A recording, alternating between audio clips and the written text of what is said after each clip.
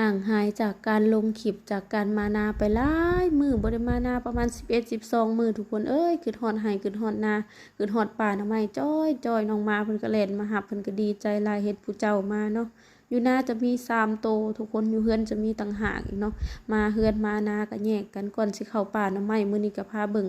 เครื่องปลูกของพังบรรยากาศรอบๆเถียงนาก่อนเด้อทุกคนเอ้ย ว่าจะหาหน่อไม้ไปเฮ็ดหน่อไม้ใส่ถุงถนอมอาหารไว้กินหน้าแล้งอะไรเนาะบ่ฮู้ว่าจะได้หลายส่ำใดเพราะว่าช่วงนี้คนก็หาหลายคนหาหลายเขาหาไปเฮ็ดใส่ถุงไว้กินยามแลงผักอีเลิศงามงามเสียทีบ่มีแนวแกงใส่เนาะทุกคนสิเป็นหวานพงหวานไผ่ผักแป้นอีหยังก็มีเบิดอันนี้สิเป็นงัวเพิ่นเอาเข้ามาผูกกินหญ้าเนาะบรรยากาศรอบๆเถียงก็ประมาณนี้แหละเนาะตอนนี้กระตากับเสียมของเฮาก็พร้อมแล้วพร้อมสิเข้าป่าหน่อไม้เลยทุกคนอยู่เฮือนซื่อๆก็น่าเบื่ออยากมาหานี่ก็คือสิคักเนาะ 10 กว่ามือที่บริมานามาข้าวนี่เข่างามงามเข่าสวยบนเลยพี่น้องคำว่าเข่าสวยเบิดก็คือเข่ามันกำลังกลมมันกำลังสิมานหั่นแหละเนาะสงสัยสิได้เกี่ยวเข่าตากฝนอยู่อันนี้สิเป็นหน่อไม้โจดเด้อทุกคนแถวหน้าข่อยหน่อไม้โจดจะบ่ค่อยลายดอกเนาะมีอยู่2-3กอก็บ่ค่อยมีลายปานใดพี่น้องก็ละอัน2อันไปเลยเนาะมื้อนี้หาหน่อไม้ยังก็สิเอาเนาะสิปอกเอาไปเฮ็ดหน่อไม้ทงคือข่อยเว้าหั่นแหละขนาดหน่อไม้ยังก็ยังเอาก็ยังบ่ได้ลายพี่น้องเลยน้อยกินแล้วบ่ทรงทงนี่แหละ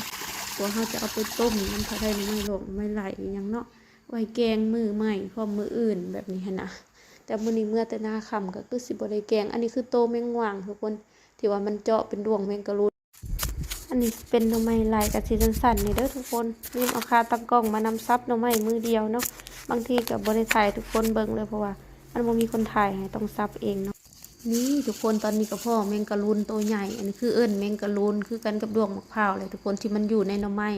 แม่มันก็สิเป็นอันตัวแมงหว่างเจาะเลยวางไข่กลายเป็นตัวดวงอันนี้เนาะที่ข่อยจับ2 ดอกที่นี่คือเห็ดปวกฟานทุกคนเอ้ยมันเรือก็จะเอาเนาะเห็ดแต่บ่งก็จะเอาเห็ดปวกฟานนี่ก็บ่ค่อยมีลายดอกแถวอันแถวแบบหมู่บ้านชุมข่อยหั่นนะเห็ดบนเดียวนี่แหละก็จะเอามันก็มีบ่กี่ดอกประมาณ6-7 ดอกแล้วเรือเขาเอา2 ดอกเนาะก็หาไปเรื่อยๆอะไรทุกคนเอ้ย แนงเนืองมันอีหยังก็คือฮักเอาเบิดได้มื้อนี้เลาะหวยเลาะห้องก็น้ำไม้แถวที่ข่อยมาหานี่มันบ่ค่อยมีเด้อทุกคนถ้าหวยบนใดมันมีลายๆน่ะก็คือลายกอน้ำไม้มีแต่กอใหญ่ๆหลายแฮงแถวนี้มีแต่กอน้อยๆแล้วก็บ่ค่อยลายเป็นดอกดินมันดอกที่มันใหญ่มันบ่ลายมีแต่ดอกน้อยๆก็เลยบ่ได้เอามันน้อยโพดทุกคนถ้ามันมีลายๆก็สิเอาอยู่ดอกนี้มันยังน้อยอยู่หั่นน่ะเลาะไปเรื่อยๆหน่อบงหน่อ ไหลเอาไปเบิดทุกคนมาหอดไหนาแล้วก็สิมาเก็บเอาผักขะแยงเนาะหน้าเฮาเองนี่แหละทุกคนเอ้ยเก็บผักขะแยงแล้วก็สิไปเก็บผักโหบเห็ด